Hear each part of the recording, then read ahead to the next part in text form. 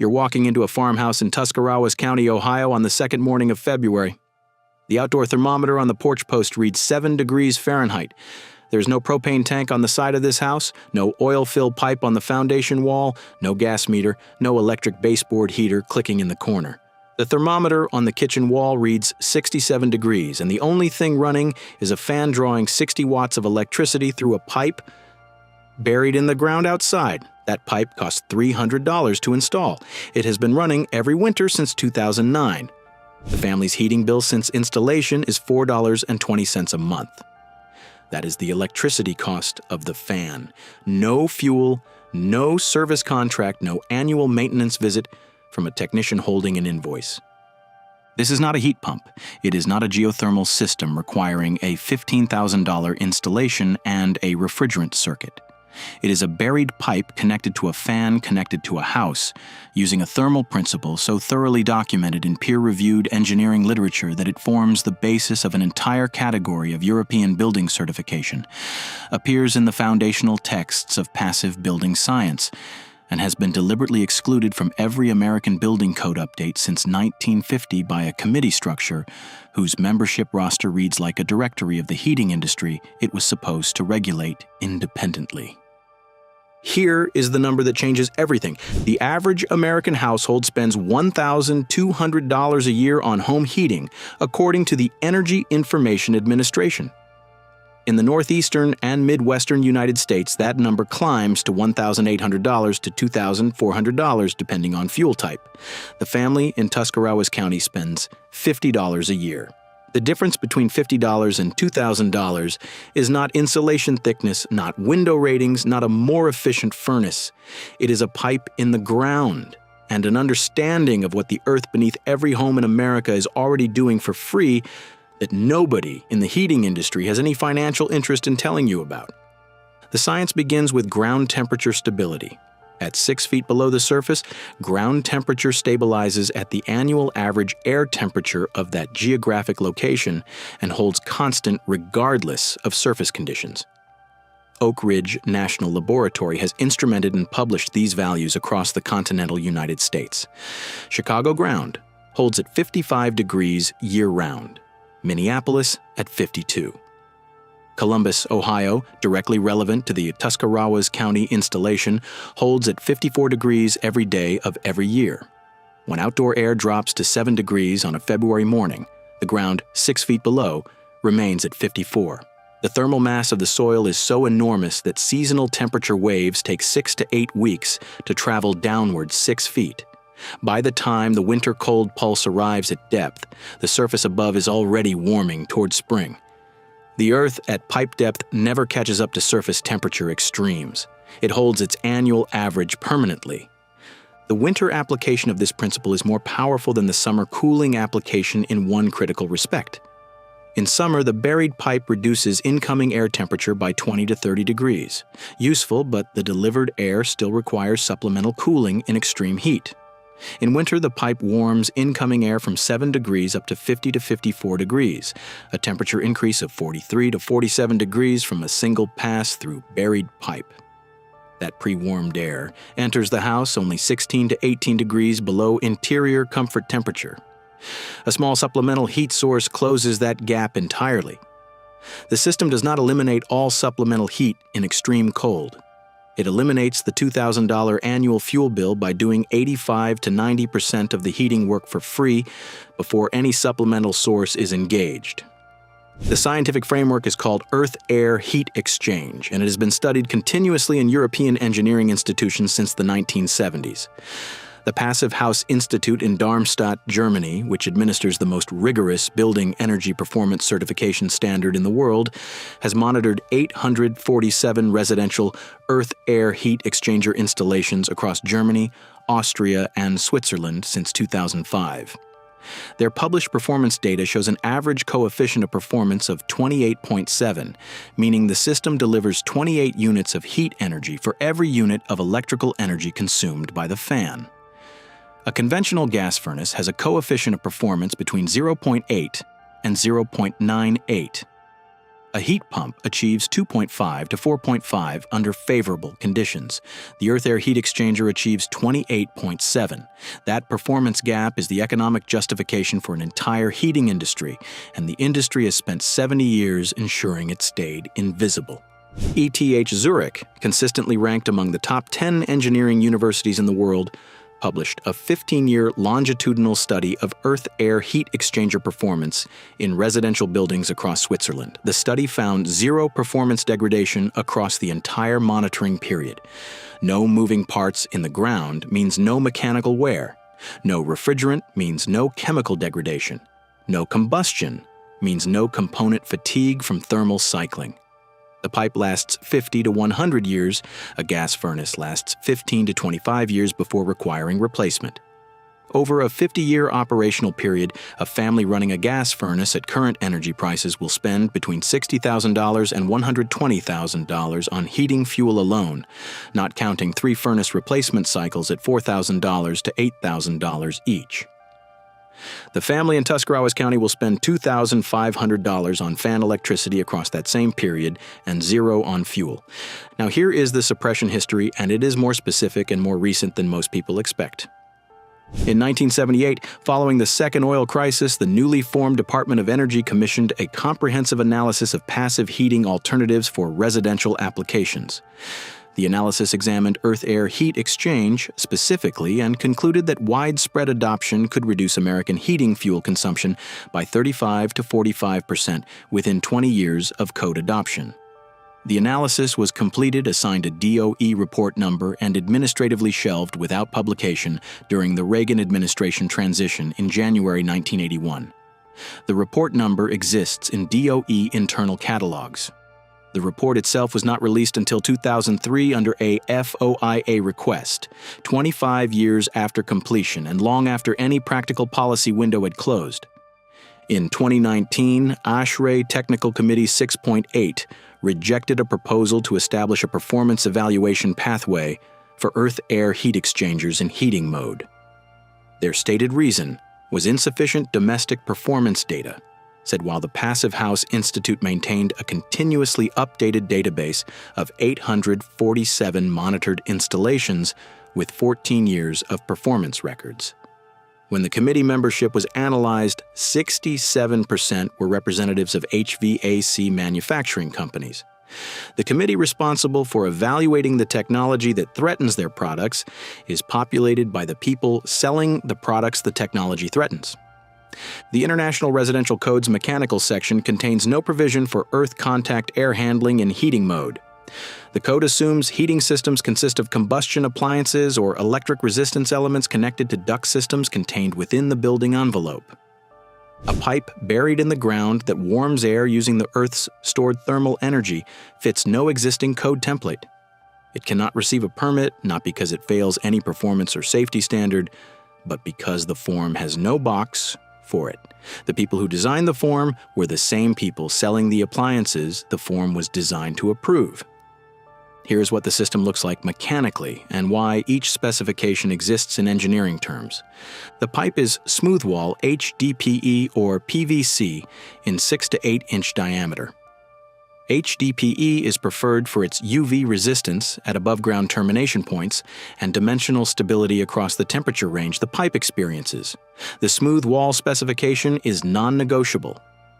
Corrugated pipe has internal ridges that create turbulent flow zones where condensation accumulates rather than draining. Biological growth establishes in those accumulation points within 1 to 2 seasons. Every documented case of biological growth problems in earth tube systems involved corrugated pipe installed without adequate drainage slope. Smooth wall pipe with correct slope produces none of these problems.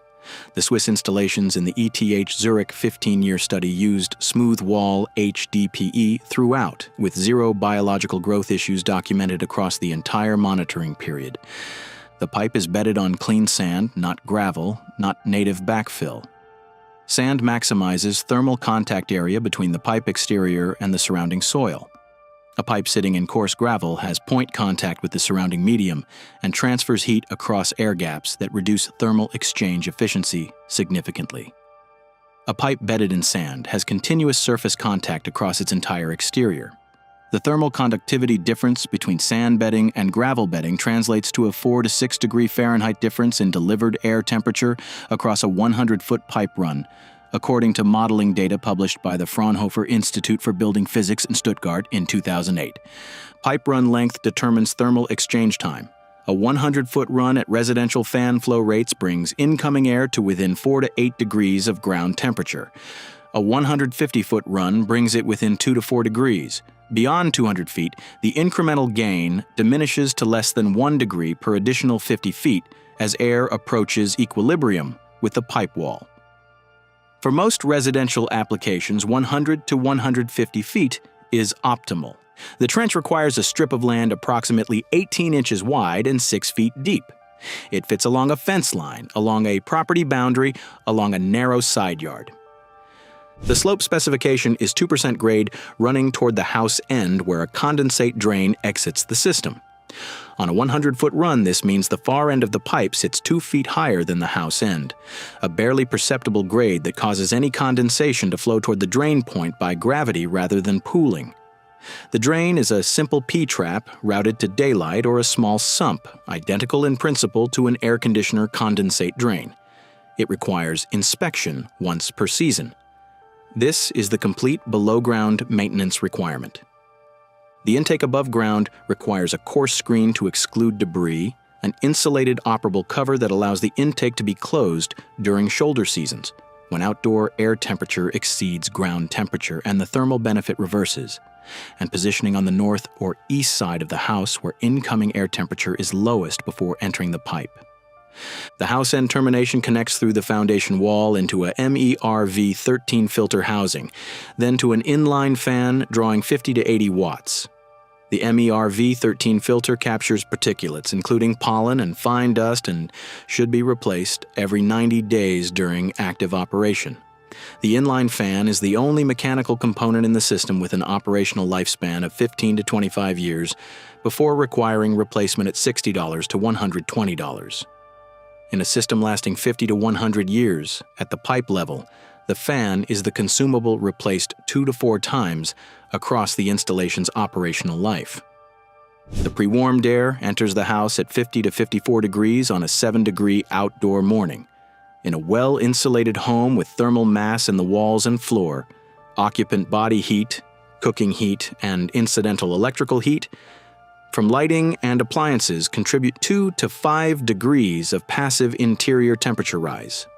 A small supplemental heat source closes the remaining temperature gap. A correctly sized and positioned wood stove using fuel purchased at $200 to $300 per cord serves as trim heat rather than primary heat. The annual wood fuel cost for this supplemental role in a well-insulated home runs $100 to $200. Combined with $50 in fan electricity, the total annual heating cost is $150 to $250 against the $1,800 to $2,400 that a conventional system requires in the same climate. The closed-loop glycol variant eliminates the supplemental wood stove requirement in favor of a fully mechanical heat delivery system while retaining the earth temperature heat source at the core. A glycol water solution circulated through a buried loop picks up ground temperature heat and passes through a fan coil unit inside the house. The fan coil unit delivers warmed air to the interior without any air-to-ground contact, eliminating all condensation and air quality considerations associated with direct earth-air systems. This variant achieves interior temperatures comparable to a conventional heating system without combustion, without refrigerant, and with a coefficient of performance that approaches the Earth-Air system's 28.7 figure because the heat source is identical. It costs more to install, approximately $800 to $1,200 in materials for the closed loop and fan coil components, but it qualifies under existing plumbing code provisions in every state because it uses standard plumbing fittings throughout and moves fluid rather than air through the buried component. A man in rural Tennessee built exactly this glycol variant in 2021 for a 1,500 square foot house built in the 1970s. His previous heating bill was $240 per month through winter. The glycol loop under his workshop floor connected to a fan coil unit in a closet has produced a heating bill of $0 since installation at a total material cost under $400. His existing furnace remains connected and functional. He has not turned it on since the loop went in. The risk profile of a $400 installation that can be bypassed in 5 minutes and eliminates $2,880 in annual heating expense requires no elaborate justification. The buildings operating on these principles at institutional scale demonstrate what residential adoption at scale would mean for the heating industry's revenue model. The Earth Rangers Center in Toronto operates 9 concrete earth tubes, each 65 feet long, buried 10 feet deep. In winter, it warms incoming air by 36 degrees before any supplemental heating system engages. It earned LEED Platinum certification. The Allgemeine Krankenhaus Hospital in Vienna has been using earth contact thermal conditioning for critical care unit climate control since 1994, 30 continuous years, with maintenance required every 5 to 7 years. The Cambridge Public Library in Massachusetts operates 42 earth tubes and uses 51 to 56% less total energy than a comparable standard building. These are not pilot programs. They are proven infrastructure performing at documented levels across decades of continuous operation in climates as cold as or colder than the majority of the American heating market. The Amish in Tuscarawas County did not learn this from the Passive House Institute. They carried the knowledge from Baden-Württemberg in southwestern Germany, the same region where modern German earth-air heat exchanger engineering is now most concentrated, through 200 years of building what worked and not building what someone else decided to sell them instead. The 1902 farmhouse, whose thermal performance I described in the Heating Homes video, incorporates earth contact air channels as part of its original construction. Clay pipes entering through the foundation, running to the central stove, delivering pre-warmed air from the earth to the combustion zone of the only heat source in the building. The principle is identical to the $300 HDPE installation in the 2009 farmhouse. The material evolved. The physics never changed. The complete material cost of the direct earth-air system is $300. The pipe is $180. The fan is $60. The filter housing is $40. The sand and fittings are $20. The trench takes a weekend to dig.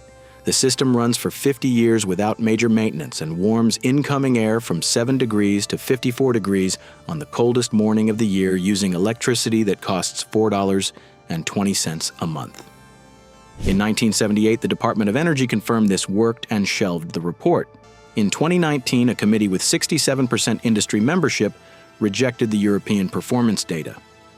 In 2021, Florida officials blocked code recognition to protect $2,400 in annual cooling revenue per household, multiplied across millions of homes. The earth beneath all of those homes remains at 54 to 58 degrees, doing nothing productive for any of them because the form still does not have a box for a pipe in the ground that eliminates the need for the equipment the form was designed to approve. The pipe costs $180. The fan costs $60. The filter housing costs $40. The sand and fittings cost $20. The trench takes a weekend. The system runs for 50 years without major maintenance. It warms incoming air from 7 degrees to 54 degrees on the coldest morning of the year using electricity that costs $4.20 a month. Drop your state in the comments and tell me what you pay for heating in winter. Tell me how much land you have around your house because this system fits in a strip, the width of a fence line, and changes the thermal reality of everything above it for the rest of the structure's operational life.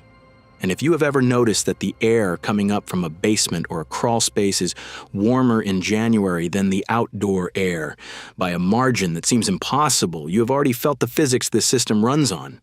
You were just never told you could pipe it into every room in your house for $300 and the cost of a weekend.